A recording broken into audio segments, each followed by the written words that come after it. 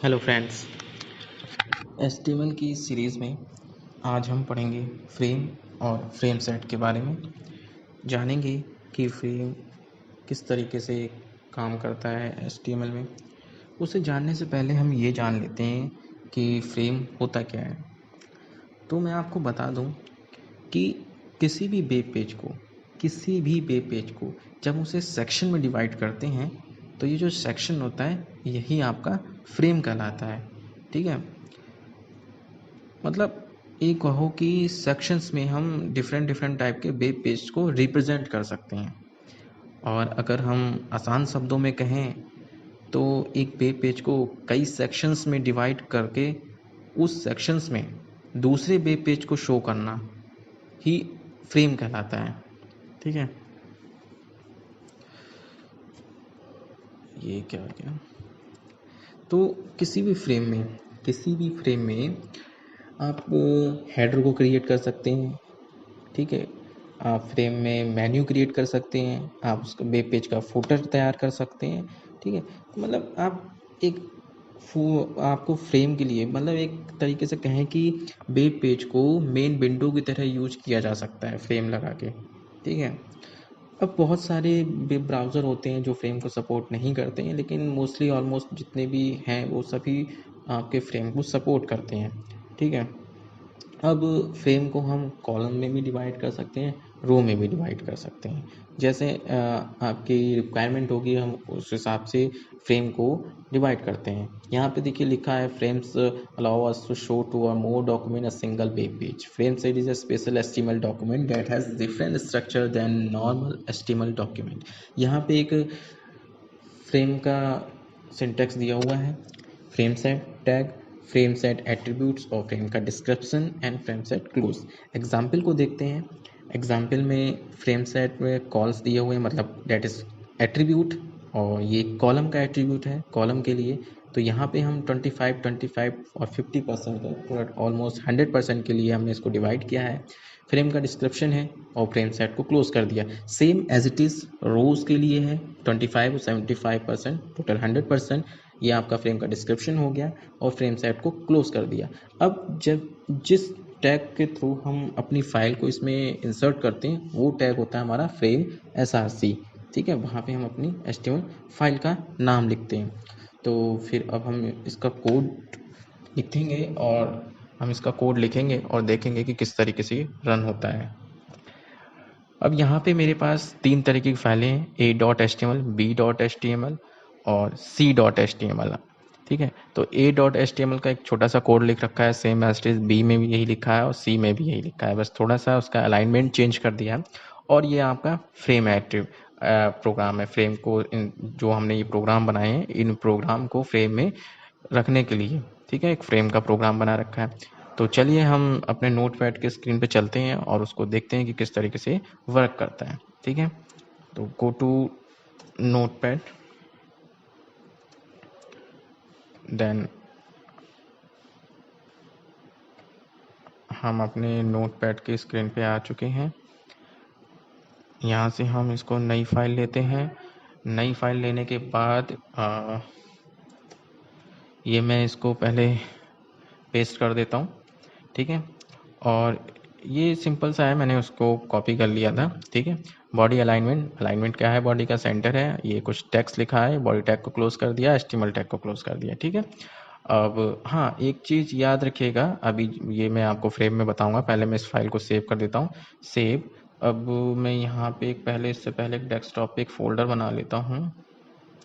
Desktop पे एक folder बना लेते हैं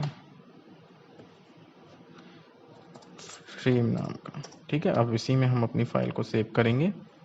फाइल पे गए, सेव, डेस्कटॉप, देन फ्रेम को सर्च करते हैं, ये आ गया फ्रेम, क्लिक, इसका नाम देते हैं a.html। फाइल को सेव किया।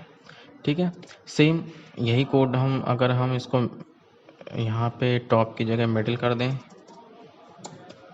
यहाँ पे हमने इसको मिडिल कर दिया और इस मिडिल फाइल को फिर से सेव कर देते हैं। ये सेव हो गया, पहले हम इसको टॉप में सेव करेंगे। टॉप में सेव किया इसको, टॉप में सेव किया इसको। सेव करने के बाद इसको हम फिर से रीराइट करते हैं और यहाँ पे हम लिखते हैं मिडिल। अब इसको b.html में सेव करेंगे, सेव एस। यहाँ पे b लिख दिया। ये देखिए हाइपरटेक्स्ट मार्कअप लैंग्वेज। अब यहाँ पे हमें HTML लिखने की ज़रूरत नहीं है क्योंकि यहाँ पे आपका जो टाइप है वो मार्कअप लैंग्वेज का आ रहा है। इसको हम सेव कर देते हैं, तो ये b में सेव हो गया। अब हम एक फाइल बॉटम के लिए बना देते हैं, बॉटम, ठीक है। इसका हम नाम दे देते हैं c.html। ये यहाँ पे भी आ गया c.html, ठीक है।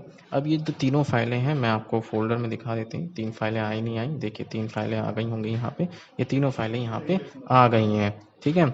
अब हम क्या करते हैं, हम फ्रेम बनाने के लिए एक नई फाइल ले लेते हैं यहाँ पे, और फ्रेम बनाने के लिए यहाँ पे हम देखेंगे कि किस तरीके से हम इस फ्रेम को लिखेंगे और उसको रन करेंगे कि हमारा आउटपुट वही आता है जो हमने देखा था आपको PDF उसमें दिखाया था अभी PDF में, कि किस तरीके से वो आउटपुट आएगा, ठीक है।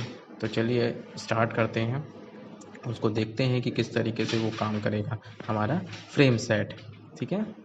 चलिए, तो सबसे पहले हम क्या टैग होता है हमारा HTML टैग, देन उसके बाद हम यहाँ पे हेड टैग को यूज़ करेंगे।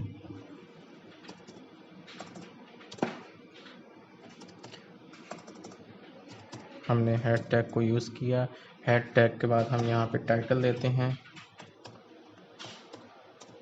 टाइटल दिया। टाइटल हम देते हैं फ्रेम इन HTML और टाइटल टैग को भी क्लोज कर देते हैं। देन हेड टैग को भी हम यहाँ पे क्लोज कर देते हैं। अब एक चीज़ और याद रखिएगा, देखिए अगर हम फ्रेम बना रहे हैं तो फ्रेम में कभी भी बॉडी टैग का हम इस्तेमाल नहीं करते हैं, ठीक है। बॉडी टैग का अगर आप इस्तेमाल करोगे तो आपको फ्रेम का जो भी है प्रोग्राम तो एरर नहीं देगा, बट रिज़ल्ट भी नहीं मिलेगा उसमें आपको, ठीक है। तो इसलिए हम यहाँ पे बॉडी टैग का इस्तेमाल नहीं करते हैं। हम सिंपल यहाँ पे लिखेंगे, क्या लिखेंगे, लिखते हैं, लिखा FR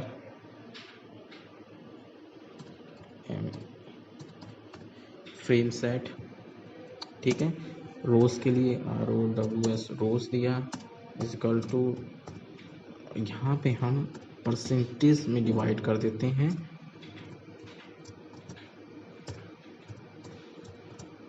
यहाँ पे हमने परसेंटेज दे दिया है। देन अब यहाँ पे हमारा फ्रेम सेट रो के लिए आ गया है। अब हमें कौन सी फाइलें इस फ्रेम सेट में रखनी है, तो उसके लिए हम फ्रेम SRC इक्वल टू हमारी जो फाइल का नाम था वो क्या था, a.html। सेकंड क्या था, frame SRC equal to b.html, और लास्ट फाइल का हमारा नाम था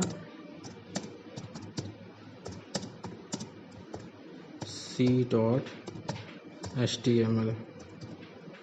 देन अब देखिए हमारे पास तीनों फाइलें आ गई हैं। अब तीनों फाइलें आने के बाद अब हम क्या करेंगे, फ्रेम सेट को क्लोज कर देंगे। पहले फ्रेम सेट को हम यहाँ पे क्लोज कर देंगे, ठीक है। देन HTML टैग को अपना क्लोज कर देते हैं, ठीक है। अब यहाँ पे हमारे पास 3 फाइलें हो गई हैं। अब इसको सेव करते हैं और देखते हैं। सेव करने के बाद यहाँ पे नाम दे देते हैं frame.html, नाम दे दिया, इसको सेव कर दिया। अब इस सेव करने के बाद हम इस फाइल को देखेंगे कि रन होने के बाद किस तरीके से आउटपुट मिलता है इसका। ये देखिए फ्रेम आ गई, आपकी तीनों फाइलें हैं, ये फ्रेम आ गया। इसको रन करता हूँ डबल क्लिक करके। अब ये देखिए आउटपुट आ गया जैसे मैंने आपको दिखाया था, this is top frame, this is middle and this is bottom frame. तो ये आपका फ्रेम था, ठीक है। इसमें बस एक चीज़ आपको याद रखनी होती है कि हम बॉडी टैग का इस्तेमाल गलती से भी नहीं करते हैं, ठीक है। आप इस कोड को एक बार देख लीजिएगा और आई होप आपको ये चीज़ समझ में आई होगी। Thank you.